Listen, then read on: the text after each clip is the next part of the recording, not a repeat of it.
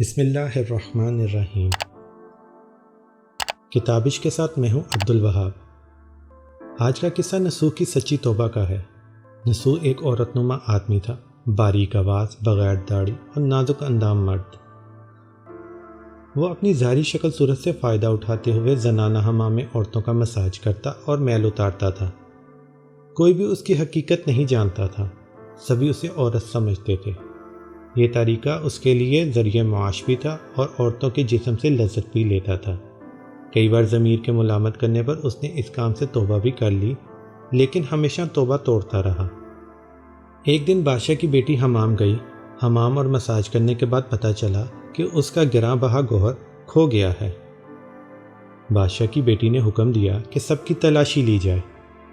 سب کی تلاشی لی گئی، ہیرا نہیں ملا۔ نسو رسوائی کے ڈر سے ایک جگہ چھپ گیا۔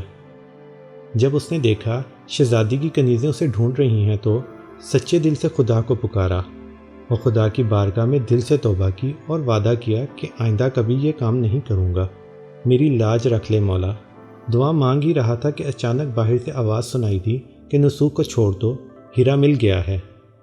نسو نم آنکھوں سے شہزادی سے رخصت لے کر گھر آ گیا۔ نسو نے قدرت کا کرشمہ تو دیکھ لیا تھا اور ہمیشہ کے لیے اس کام سے توبہ بھی کر لی تھی۔ کئی دنوں سے حمام نہ جانے پر ایک دن شہزادی نے بلاوا بھیجا کہ حمام آ کر میرا مساج کرے، لیکن نسو نے بہانہ بنایا کہ میرے ہاتھوں میں درد ہے، میں مساج نہیں کر سکتا۔ نسو نے دیکھا کہ اس شہر میں رہنا اس کے لیے مناسب نہیں ہے۔ سبھی عورتیں اس کو چاہتی ہیں اور اس کے ہاتھ سے مساج لینا پسند کرتی ہیں۔ جتنا بھی غلط طریقے سے مال کمایا سب غریبوں میں بانٹا اور شہر سے نکل کر کئی میل دور ایک پہاڑی پر ڈیرا ڈال کر اللہ کی عبادت میں مشغول ہو گیا۔ ایک دن اس کی نظر ایک بھینس پر پڑی جو اس کے قریب گھاس چر رہی تھی۔ اس نے سوچا یہ کسی چرواہا سے بھاگ کر یہاں آ گئی ہے، جب تک اس کا مالک نہ آ جائے تب تک میں اس کی دیکھ بھال کر لیتا ہوں، لہٰذا اس کی دیکھ بھال کرنے لگا۔ کچھ دن بعد ایک تجارتی قافلہ راستہ بھول کر ادھر آ گیا جو سارے پیاس کی شدت سے نڈھال تھے۔ انہوں نے نسو سے پانی مانگا۔ نسو نے سب کو بھینس کا دودھ پلایا اور سب کو سیراب کیا۔ قافلے والوں نے نسو سے شہر جانے کا راستہ پوچھا۔ نسو نے ان کو آسان اور نزدیکی راستہ دکھایا۔ نسو کے اخلاق سے متاثر ہو کر تاجروں نے جاتے جاتے اسے بہت سارا مال بطور تحفہ دیا۔ نسو نے ان پیسوں سے وہاں کنواں کھدوایا۔ آہستہ آہستہ وہاں لوگ بسنے لگے اور عمارتیں بننے لگیں۔ وہاں کے لوگ نسو کو بڑی عزت اور احترام کی نگاہ سے دیکھتے تھے۔ رفتہ رفتہ نسو کی نیکی کے چرچے بادشاہ تک جا پہنچے۔ بادشاہ کے دل میں نسو سے ملنے کا اشتیاق پیدا ہوا۔ اس نے نسو کو پیغام بھجوایا کہ بادشاہ آپ سے ملنا چاہتے ہیں، مہربانی کر کے دربار میں تشریف لے آئیں۔ جب نسو کو بادشاہ کا پیغام ملا تو اس نے ملنے سے انکار کر دیا اور معذرت چاہی کہ مجھے بہت سارے کام ہیں، میں نہیں آ سکتا۔ بادشاہ کو بڑا تعجب ہوا، مگر اس بے نیازی کو دیکھ کر ملنے کی طلب اور بڑھ گئی۔ بادشاہ نے کہا کہ اگر نسو نہیں آ سکتے تو ہم خود ان کے پاس چلے جائیں گے۔ جب بادشاہ نسو کے علاقے میں داخل ہوئے اور خدا کے حکم سے مالک الموت کو حکم ہوا کہ بادشاہ کی روح قبض کر لے۔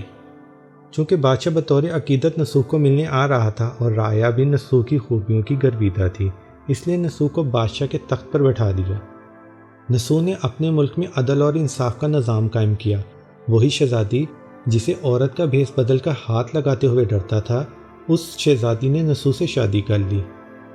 ایک دن نسو دربار میں بیٹھا لوگوں کی داد رسی کر رہا تھا کہ ایک شخص وارد ہوا اور کہنے لگا کہ کچھ سال پہلے میری بھینس گم ہو گئی تھی، بہت ڈھونڈا مگر نہیں ملی، برائے مہربانی میری مدد فرمائے۔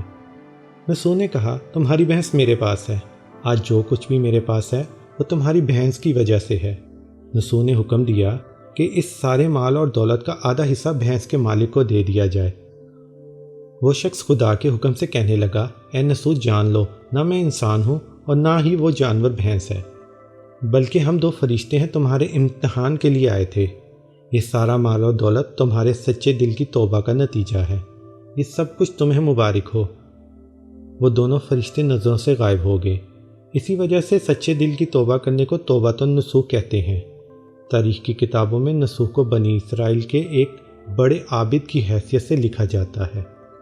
اس کہانی سے ہمیں سبق ملتا ہے، نصوح رزق کمانے کے لیے اللہ کا ناپسندیدہ کام کرتا تھا۔ جب وہ کام اللہ کے خوف کی وجہ سے چھوڑا تو اللہ نے رزق کے اسباب پیدا کیے اور بادشاہت تک عطا کر دی۔ حرام طریقے سے لذت حاصل کرنا چھوڑا تو اللہ نے اس کو نکاح میں شہزادی دے دی۔ اللہ تعالیٰ سب کو توبہ کرنے اور تا مرتے دم تک اس توبہ پر قائم رہنے کی توفیق فرمائے، آمین۔ اگر آپ کو یہ ویڈیو پسند آئی ہے تو اسے لائک کریں، شیئر کریں اور کتابش کو سبسکرائب کریں۔